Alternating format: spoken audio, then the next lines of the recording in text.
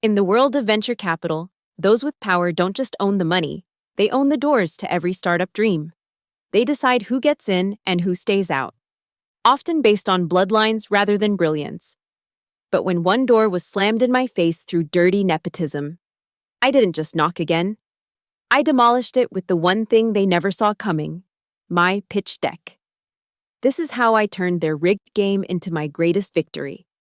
My name is Rebecca Morgan, and at 32, I was everything Silicon Valley didn't expect.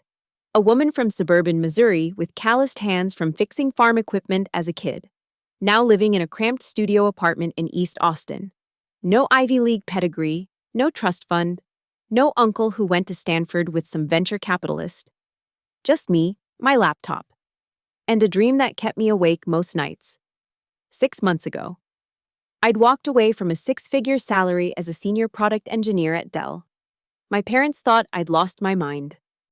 "You're throwing away stability for what? An idea?" My mother had said over our weekly video call, her voice thick with that particular brand of Midwestern disappointment. But I couldn't explain to her how suffocating that cubicle had become. How every morning I'd stare at my computer screen and feel my soul shrinking.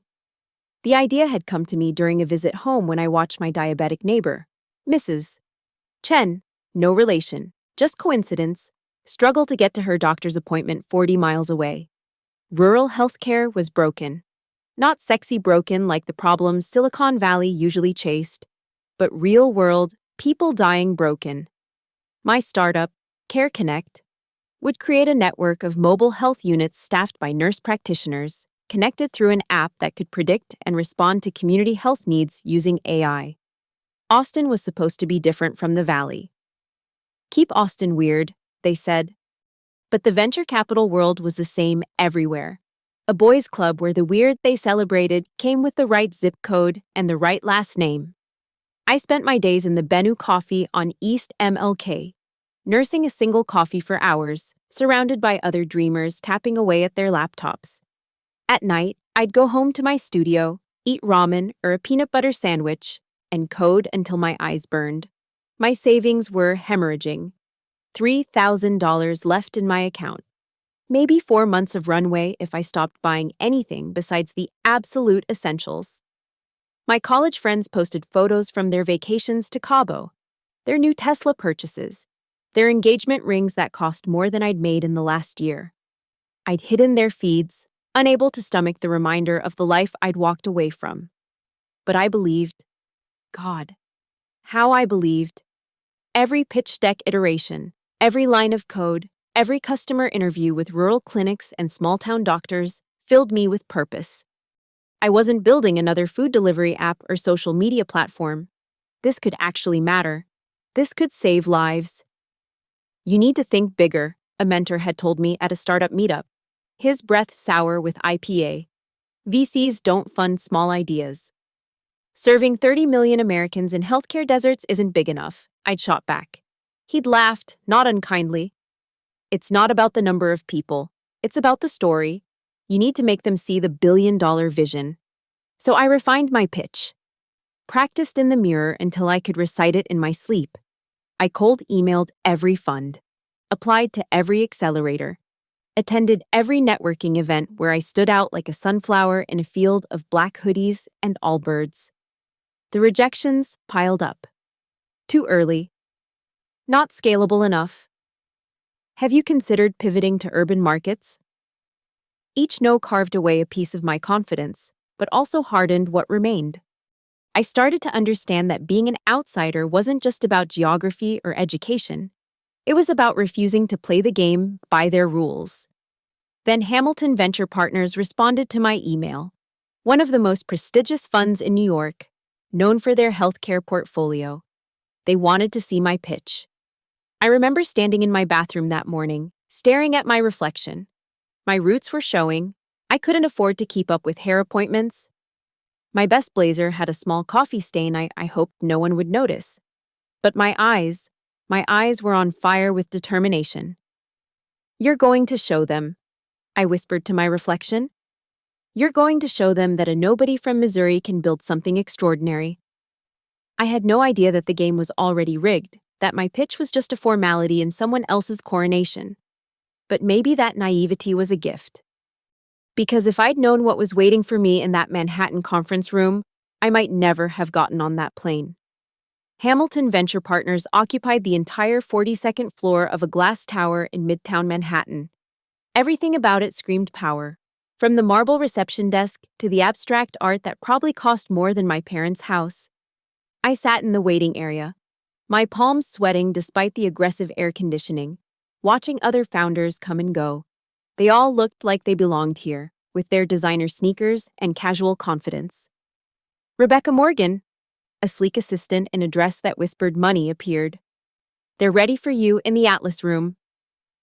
The conference room was a shrine to capitalism, with floor-to-ceiling windows offering a view of Manhattan that made you feel like you owned the world. At the head of the table sat Victor Hamilton himself, silver-haired, with the kind of tan that came from winters in Aspen and summers in the Hamptons. His navy suit probably cost more than my remaining savings.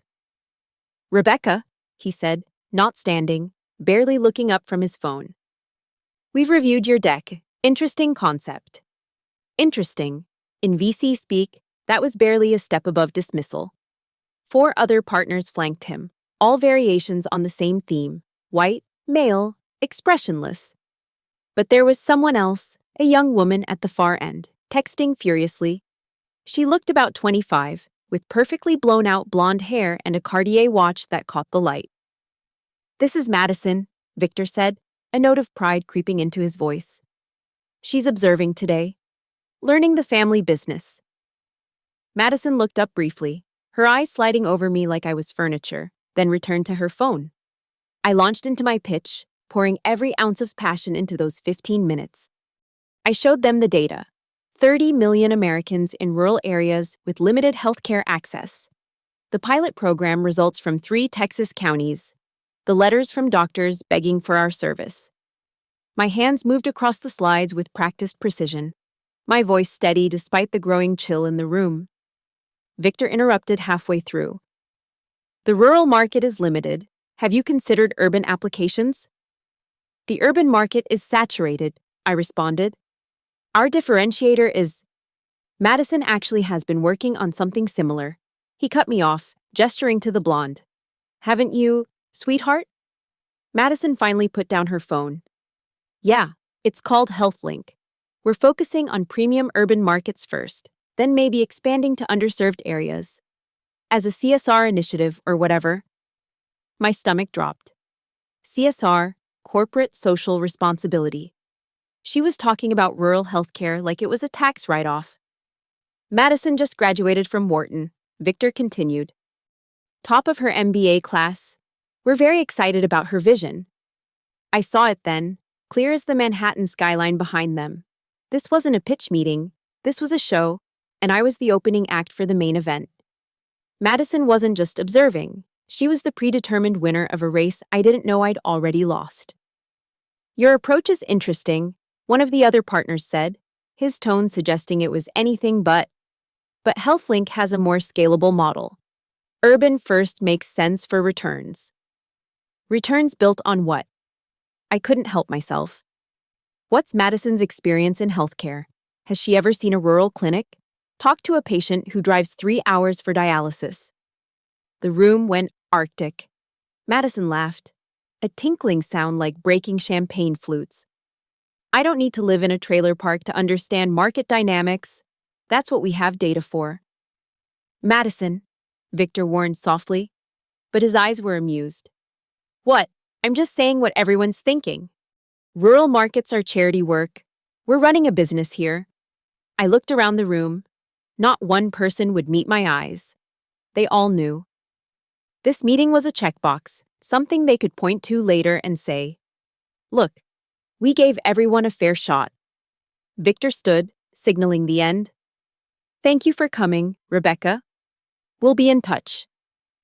The assistant appeared as if summoned by magic, ready to escort me out. As I gathered my things, I heard Victor say to Madison, "Your presentation is next week. Make sure you include some of those rural stats. Good for optics." Madison's response followed me out. "Sure, Uncle Vic. Whatever makes the story work." Uncle Vic, I made it to the elevator before my hands started shaking. By the time I reached the lobby, my vision was blurring with rage, not tears. I stood on that Manhattan street, surrounded by people who had no idea that another door had just been slammed. Not because I wasn't good enough, but because I wasn't family. The email came 3 days later. After careful consideration, Hamilton Venture Partners has decided to pass on CareConnect. We wish you the best of luck with your venture. The same day, TechCrunch announced Hamilton's $5 million seed investment in HealthLink, a revolutionary healthcare startup founded by Madison Hamilton, the brilliant young entrepreneur bringing healthcare into the 21st century. The accompanying photo showed Madison and Victor, champagne glasses raised, standing in the same conference room where they'd dismissed my life's work as charity. That's when I knew I wasn't just going to succeed, I was going to destroy them. The TechCrunch article was everywhere. My LinkedIn feed, Twitter, even my mother sent it to me with a tentative, "Isn't this similar to your idea?" I read it once, then threw my phone across my studio apartment. The screen cracked against the wall, spiderwebbing like my bank account, damaged but still technically functional. $2,000 left. Maybe 6 weeks if I survived on rice and beans. My landlord had already knocked twice this week about next month's rent. The rejection emails kept coming, each one a variation of the same theme. Impressive founder. Interesting concept. But ultimately, no. The Whisper network was strong in VC circles. If Hamilton passed, there must be a reason. I stopped going to Bennu Coffee. Couldn't afford even the cheapest drip anymore. Instead, I worked from my apartment, sitting on my mattress on the floor. I'd sold my desk and chair the previous week. My back ached constantly, hunched over my laptop for 18-hour stretches. The code started to blur together. The pitch deck felt like a lie I kept telling myself. Madison's face haunted my Instagram Explore page. The algorithm, cruel in its precision, kept showing me her posts. HealthLink's launch party at the Rainbow Room. Madison's feature in Forbes, 30 Under 30. A partnership announcement with Mount Sinai Hospital. Every update was a knife twist, showing me the life my idea could have had with the right last name. Rock bottom came on a Tuesday. I was at the grocery store, standing in the self-checkout line, watching the total climb past my budgeted $15. Eggs or protein powder, bread or peanut butter. My card declined on the first try. The machine's beep felt like it echoed through the entire store. The teenager monitoring the self-checkout avoided eye contact as I removed items, one by one, until the payment went through. That night, I sat in my dark apartment. I was keeping the lights off to save on electricity, and opened my laptop to draft an email to Dell. Maybe they'd take me back. Maybe I could pretend the last 8 months were just a fever dream, a temporary insanity. But my fingers wouldn't type the words. Instead, I found myself scrolling through my old code commits, the customer interviews, the notes from rural doctors who'd been so excited about CareConnect. Dr. Martinez from Eagle Pass had said, "This could save my patients' lives, not improve their experience, not optimize their care journey. Save their lives." Madison thought these people were charity cases. Statistics for good optics, something crystallized in that moment, sharp and clear as broken glass. I wasn't going to quit. But I also wasn't going to keep playing by their rules, begging for scraps from their table. I pulled up my pitch deck, the one Hamilton had rejected, and stared at it. 60 slides of carefully crafted deference, designed to make rich men feel smart for discovering me, every slide asking permission to exist. "Fuck this," I said to my empty apartment. I deleted it all, every slide. Then I started over. This time, I didn't write for them. I wrote the truth. Slide 1. A photo of Mrs. Patterson from my hometown, who died of kidney failure because she couldn't make the 4-hour round trip to dialysis 3 times a week. Slide 2. The number of rural hospitals that closed last year, 100. Slide 3. The amount Hamilton Venture Partners spent on their last holiday party, $2.3 million. enough to fund our pilot program in 10 counties. It was harsh, it was angry, it was real. But a pitch deck wasn't enough. I needed leverage, I needed allies. I needed to stop thinking like someone asking for permission and start thinking like someone taking power. I made a list. Other founders Hamilton had rejected female VCs who'd been pushed out of major firms. Journalists who covered healthcare and startup diversity, doctors in rural areas who'd see through Madison's bullshit immediately. My phone buzzed. Battery at 5%. Charger held together with duct tape. It was an email from an address I didn't recognize. Heard Hamilton screwed you over. Not surprised. I have stories about Victor you might find interesting. And I know others who do too. Coffee tomorrow? Jennifer Walsh, former Hamilton VP. I stared at the message. Jennifer Walsh. I'd seen her name in old TechCrunch articles, one of the few women who'd made it to the top of a major VC firm before mysteriously pursuing other opportunities 2 years ago. This wasn't charity. This wasn't sympathy. This was someone else who'd been crushed by the same machine, reaching out from the wreckage. I typed back with fingers that shook from more than just caffeine withdrawal. Yes, tell me where. Madison Hamilton thought she'd won. She thought I was just another nobody from nowhere who'd crawl back to obscurity. But she'd made a critical error, one that all nepotism babies make. She'd dismissed me completely. Didn't even see me as competition worth watching. That invisible nobody was about to become her worst nightmare. I opened a new browser tab and started researching. Every interview Madison had given, every partnership HealthLink announced, every single crack in their perfect facade. The game wasn't over. It had just begun. Jennifer Walsh suggested we meet at a taco truck in East Austin at 6 a.m. No one from the VC world would be caught dead here at this hour, she'd said. She was right. The only other customers were construction workers grabbing breakfast before their shifts. Jennifer looked nothing like her old corporate headshots. Gone was the power suit and perfect blowout. She wore jeans and a UT Austin hoodie, her gray roots showing through faded highlights. She looked free. Victor Hamilton destroyed my career because I wouldn't play his games, she said without preamble. Handing me a breakfast taco, I tried not to devour too quickly.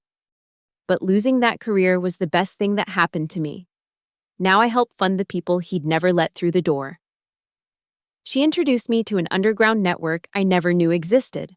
WhatsApp groups with names like Reject Revolution and Unfundable. Weekly meetups in dive bars and community centers. Founders who'd been told they were too old, too young, too female, too brown, too anything but white male Ivy League. But they hadn't quit.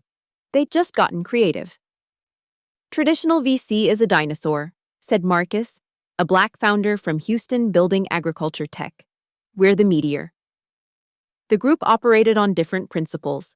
Instead of competing, we collaborated. Marcus's sensors could track soil health for rural farms. My platform could connect those farms to healthcare services for migrant workers. Lucia's education startup could train rural nurses. My network could employ them. We pooled resources like a technical commune. When someone's laptop died, another founder had a spare. When I ran out of food money, mysterious grocery deliveries appeared at my door. Pay it forward when you can, the note always said, but more importantly, we shared intelligence. Madison's burning through cash, Jennifer told me one evening, sliding a folder across the table at our weekly meeting. $2 million in 6 months. Mostly on marketing in that fancy office in Tribeca. No actual product development. The folder contained employment reviews from HealthLink developers who'd quit, messages from doctors who'd been promised partnerships that never materialized, screenshots of Madison at charity galas and fashion weeks while her team worked 100-hour weeks. She's playing startup like it's an Instagram lifestyle, Jennifer said. But Victor's protecting her, cleaning up every mess. That's when I realized I didn't need to destroy Madison. I just needed to let her destroy herself, then make sure everyone was watching when she did. I rebuilt Care Connect from the ground up, this time with my network's help. No fancy office, we worked from wherever. No inflated marketing budget, our rural clinic partners were our evangelists. No vanity metrics, just real patients getting real care. Dr. Martinez from Eagle Pass became our first success story. His clinic went from serving 50 patients a week to 200, using our platform to coordinate care with nurse practitioners in surrounding towns. Mrs. Thompson, diabetic, no longer had to choose between gas money and insulin. Mr. Rodriguez got his hypertension under control without missing work for distant appointments. These weren't numbers on a slide. They were people with names, faces, stories. Meanwhile, I studied Madison like a scientist studying a virus. Every interview where she stumbled over basic healthcare terminology, every conference where she sent employees to present because she couldn't answer technical questions, every partnership announcement that never materialized into actual implementation. She's scheduled to speak at SXSW Health, Jennifer informed me. Victor pulled strings to get her a keynote. SXSW, Austin. My territory. What if, I said slowly, she had to share that stage? Jennifer smiled. The startup competition. It's the day before. Winners get to present at the closing ceremony, same stage Madison will use for her keynote. That's a judged competition. They'd never pick me over. The judges this year include 3 people from our network, former rejects who made it anyway. They're looking for authenticity, not pedigree. I spent the next 3 months preparing, not just my presentation, but something bigger. I reached out to every rural clinic we'd worked with, every patient whose life we'd impacted. I didn't ask them for testimonials, I asked them for truth. The new pitch deck was unlike anything I'd created before. No hockey stick projections or TAM calculations. Instead, it told the story of 2 Americas, one where Madison Hamilton raised millions for a phantom product, another where real people were dying for lack of basic care, one where nepotism decided who got funded, another where merit couldn't even get in the door. It was brutal, it was honest, it was everything the VC world didn't want to hear. You're going to burn bridges, Marcus warned. Good, I replied. I'm tired of bridges that only let certain people cross. The night before leaving for SXSW, I stood in my empty apartment. I'd sold everything except my laptop and the air mattress. $1,200 in my account, just enough for the competition entry fee and a week in the cheapest Airbnb I could find. Jennifer called. Madison's been bragging about her keynote all over LinkedIn. She has no idea you're competing. Perfect, I said. Let her think she's already won.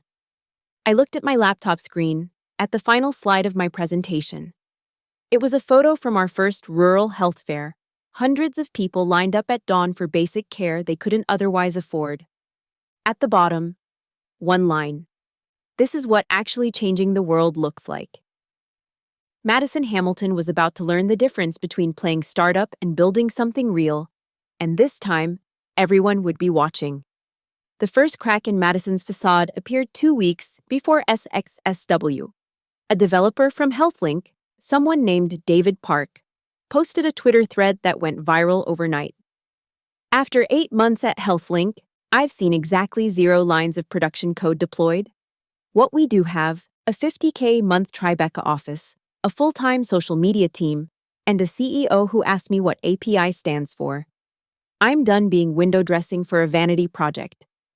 Madison tried damage control, posting a lengthy Instagram story about disgruntled former employees and the challenges of being a young female founder.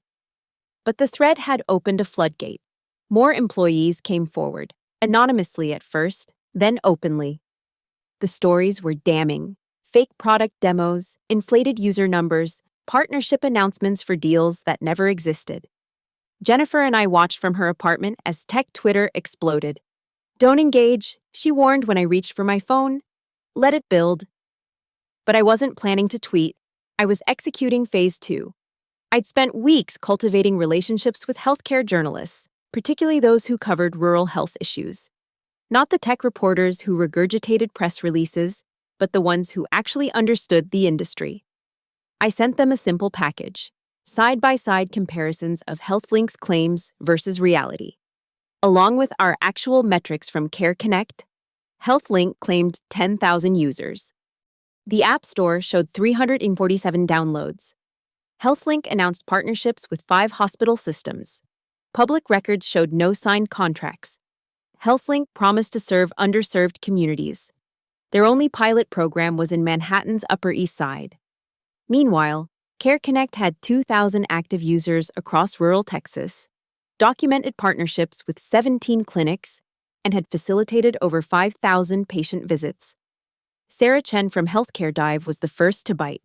Her article, "The Two America Problem in Health Tech Funding," contrasted Madison's phantom empire with our bootstrap operation. She didn't mention me by name. I'd asked her not to. But she painted a devastating picture of how VC nepotism was literally killing rural healthcare innovation. The article spread through medical Twitter like wildfire. Doctors who'd been approached by HealthLink for partnerships shared their own stories of empty promises. Rural health advocates pointed out the cruel irony of Madison's charity case comment. Then came the audio. Someone, I never found out who, had recorded Madison's presentation to a group of potential investors. The quality was grainy, but her voice was unmistakable. "Look, rural healthcare is a nice story, but it's not a real business. These people can't pay premium prices. They're not educated consumers. We'll capture the urban market first, then maybe throw them some free tier option for the tax write-off. Uncle Victor, always says, sell the dream, not the reality." The recording hit Reddit first, then Twitter, then TechCrunch picked it up. Uncle Vic started trending. Victor Hamilton released a statement about taking all concerns seriously and conducting a thorough review. Translation: he was in full damage control mode. But Madison doubled down. She posted a tearful video about sexism in tech, how successful women were always torn down, how the criticism was just jealousy. She positioned herself as the victim. It might have worked, except for what happened next. Dr. Patricia Williams, head of the Rural Health Association, published an op-ed in the New York Times. She'd been quietly documenting every interaction with HealthLink for months, including emails where Madison's team had asked her to provide poor people stories for their marketing without any intention of actually serving those communities. The op-ed was surgical in its precision, devastating in its impact. Dr. Williams ended with a single question. How many people will die while Silicon Valley plays dress-up with their lives? Madison's keynote at SXSW was suddenly looking less like a victory lap and more like a public execution. Jennifer's phone buzzed. 3 more HealthLink employees just quit. They're offering to testify about fake metrics if anyone needs them. We don't need them, I said. Madison's doing all the work for us. But the masterstroke came from an unexpected source, Madison's own Instagram.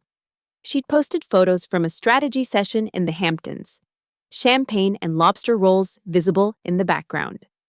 The timestamp showed it was during the same week she'd claimed HealthLink was in critical development phase and had asked employees to work through the weekend. A developer created a side-by-side comparison, Madison's vacation photos next to Slack messages demanding the team work harder. It became a meme overnight. Critical development phase started appearing under every photo of tech bros partying. Victor tried to stop the bleeding. Hamilton Venture Partners announced they were reassessing their portfolio strategy and recommitting to due diligence.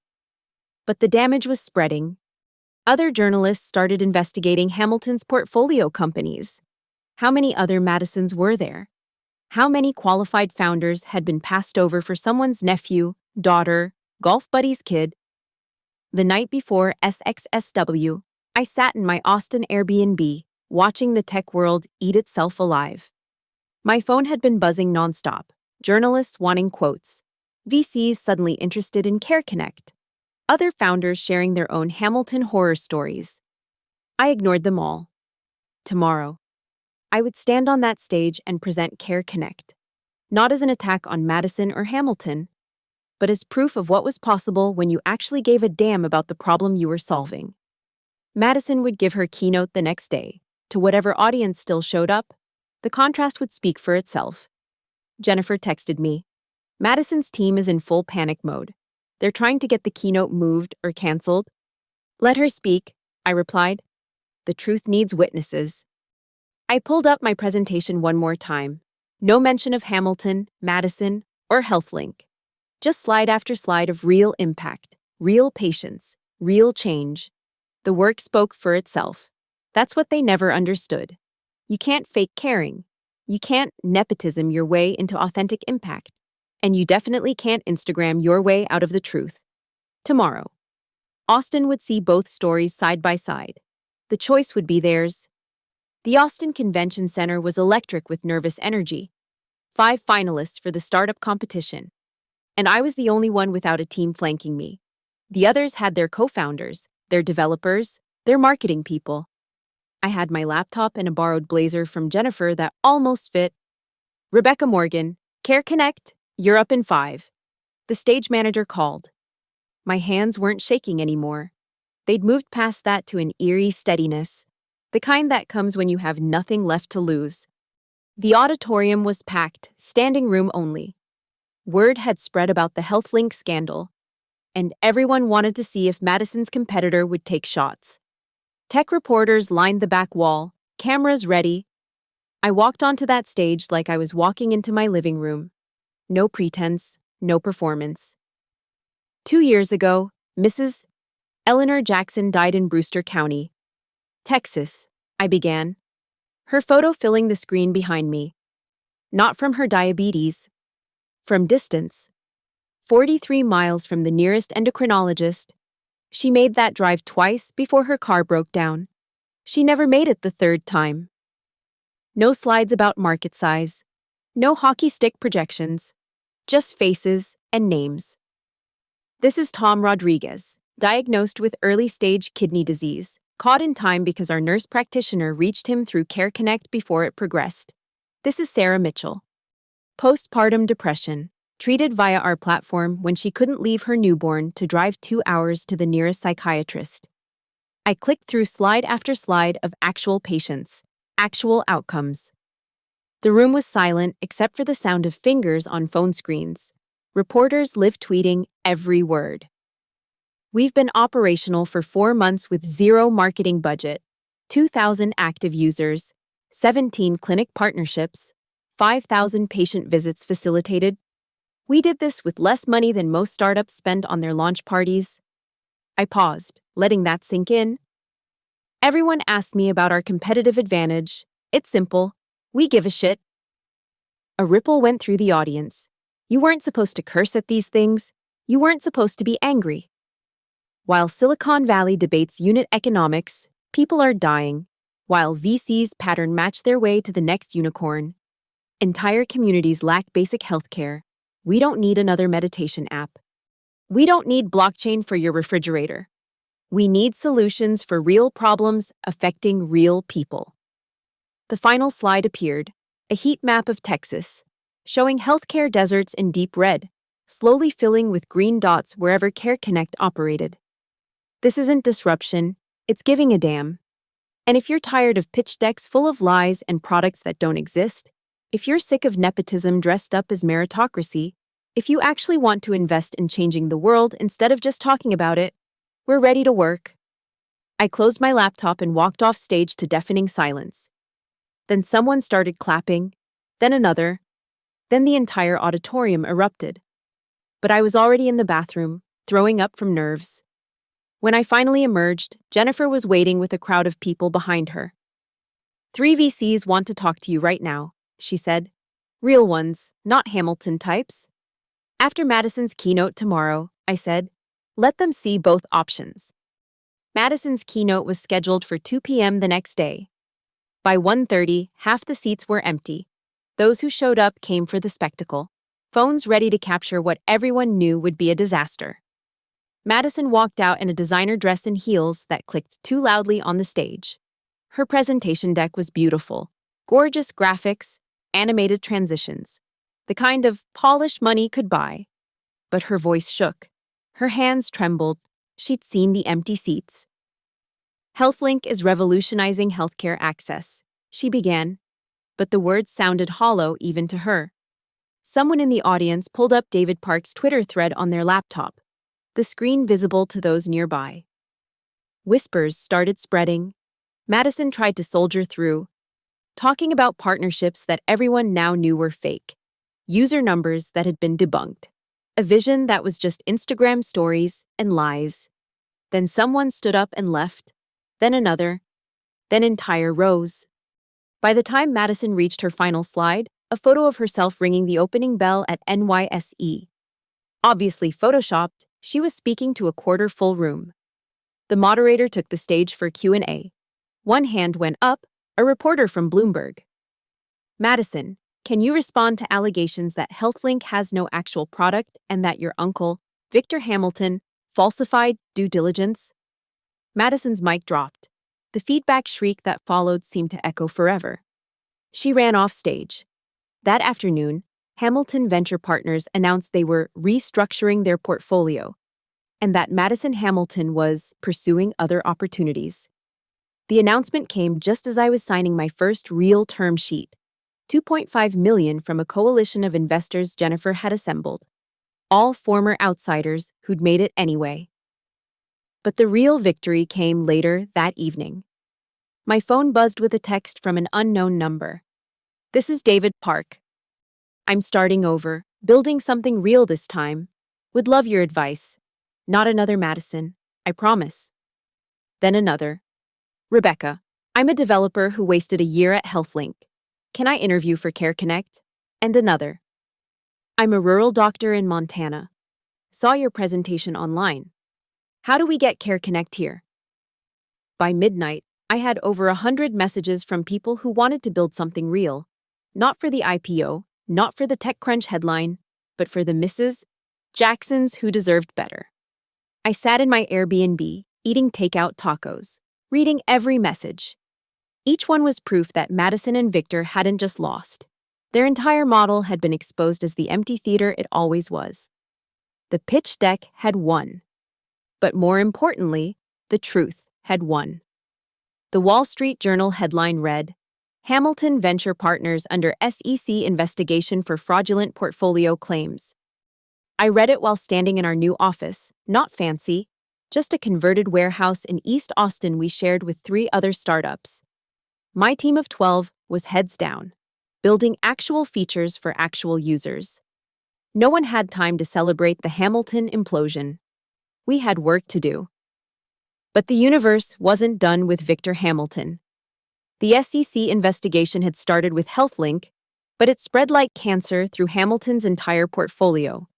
Turns out, Madison wasn't the only relative on the payroll. Victor's son ran a fintech innovation lab that had burned through $8 million without producing a single line of code. His brother-in-law's revolutionary logistics platform was just a WordPress site with a contact form. Jennifer called me as the news broke.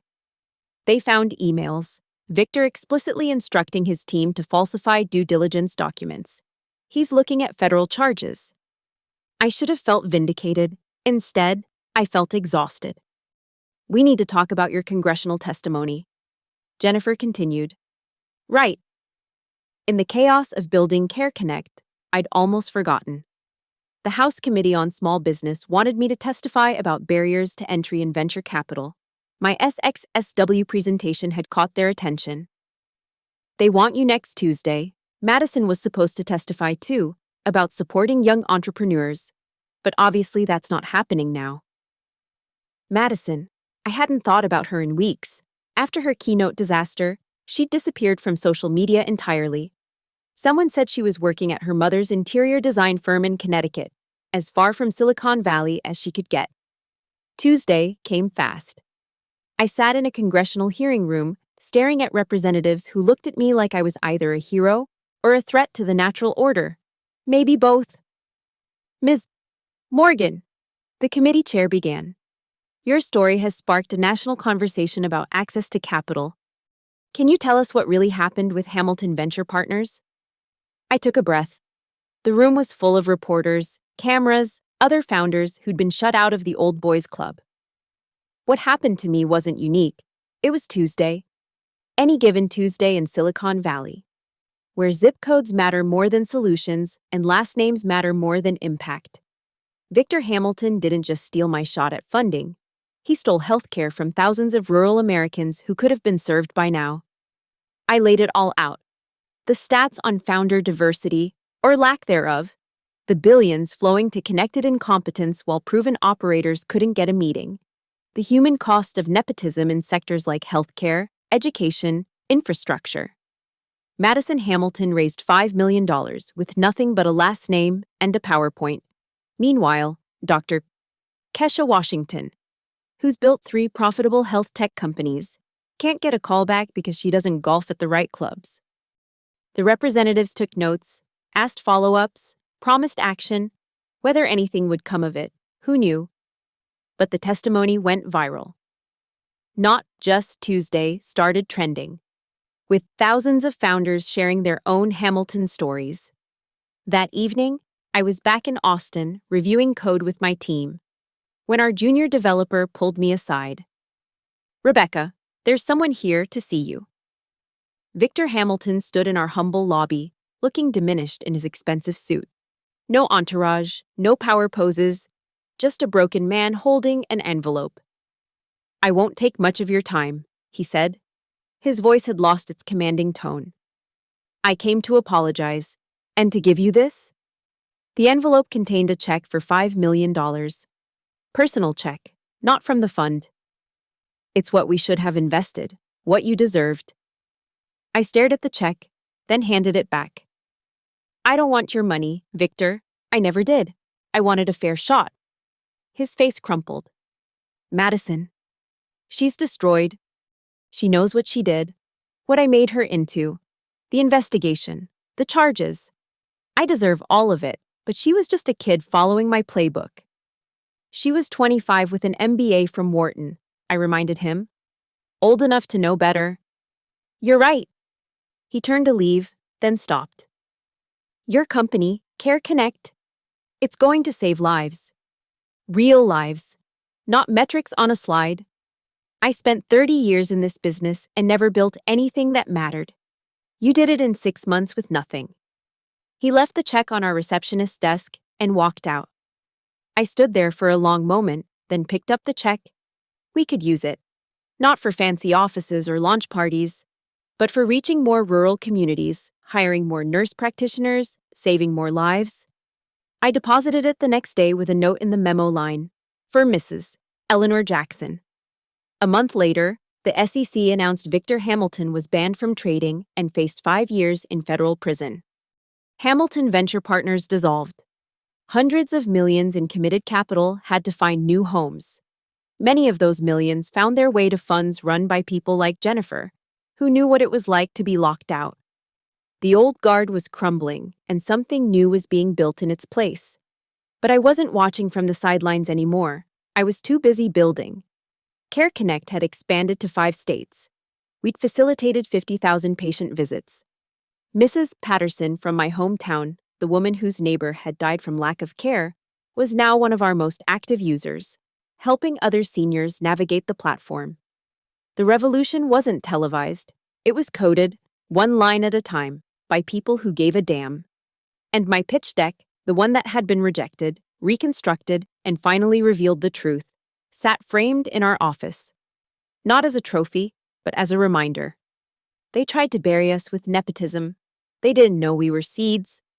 2 years later, I stood in the same Manhattan conference room where Victor Hamilton had dismissed my dreams. The 42nd floor of that glass tower, the Atlas Room with its cathedral windows overlooking the city. But this time, I wasn't pitching, I was buying. The building's owners were liquidating Hamilton's old office space. Everything must go: the marble reception desk, the abstract art, even the conference table where Madison had scrolled through her phone while my future was being decided. $500,000 for the entire floor's contents, the liquidator said, though I can't imagine why anyone would want these particular memories. "I'll take it," I said, "but I only want one thing." I walked to that conference table and placed my hand on its polished surface. This table had witnessed 1,000 dreams die, crushed under the weight of privilege and connections. But it had also witnessed the moment I decided to fight back. This table, ship it to Austin. Now it sits in CareConnect's main conference room, which we call the Truth Room. Every major decision gets made at this table. Every new hire sits here and hears the story. Not as mythology or motivation, but as a reminder. The system that tries to crush you can become the foundation you build on. CareConnect serves 12 states now, 3 million users. We're profitable, actually profitable, not Silicon Valley profitable. We've facilitated over 2 million patient visits.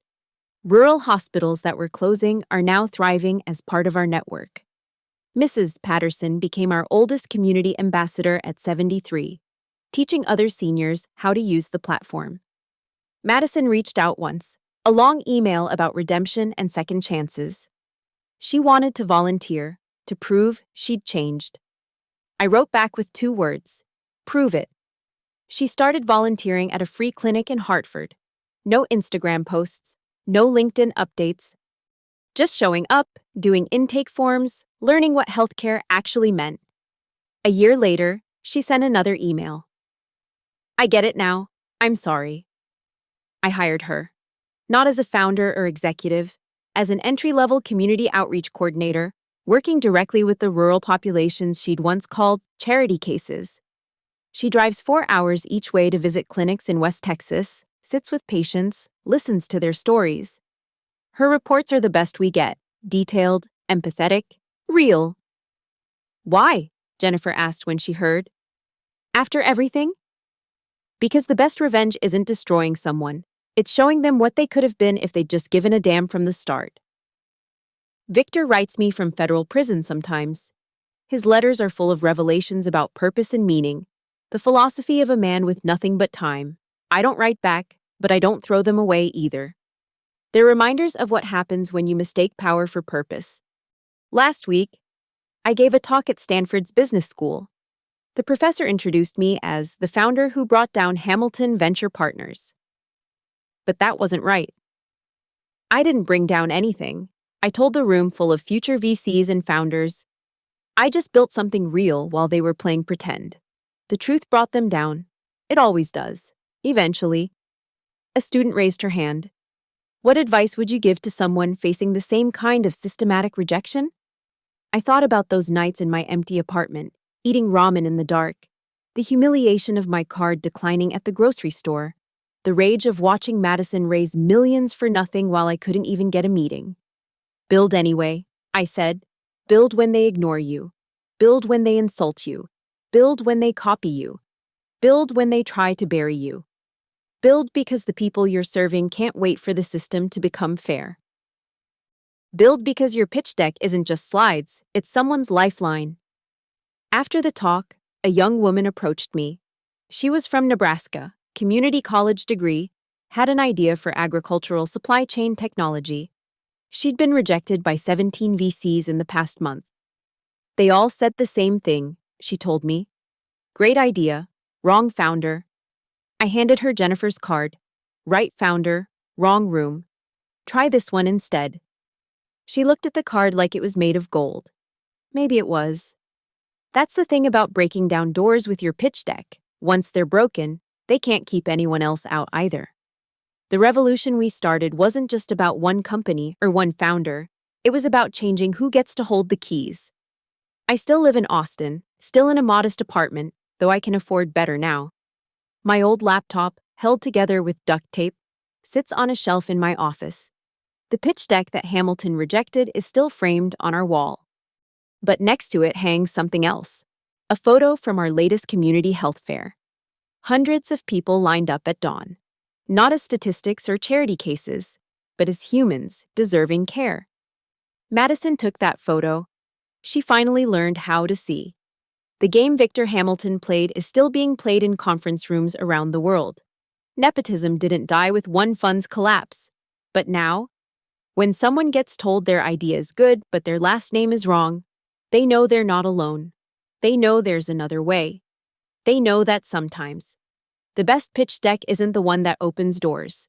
It's the one that brings the whole damn building down. They tried to lock me out with their nepotism and prejudice. They didn't realize I wasn't knocking, I was reloading. Thank you so much for listening to this story. I'd love to know where you're tuning in from. Drop a comment below and let's connect. If this story resonated with you, please subscribe to the channel and share your thoughts. What would you have done in Rebecca's position? Have you ever faced similar barriers in your own journey? Let's discuss in the comments. Your support means everything. And remember, sometimes the best revenge is massive success.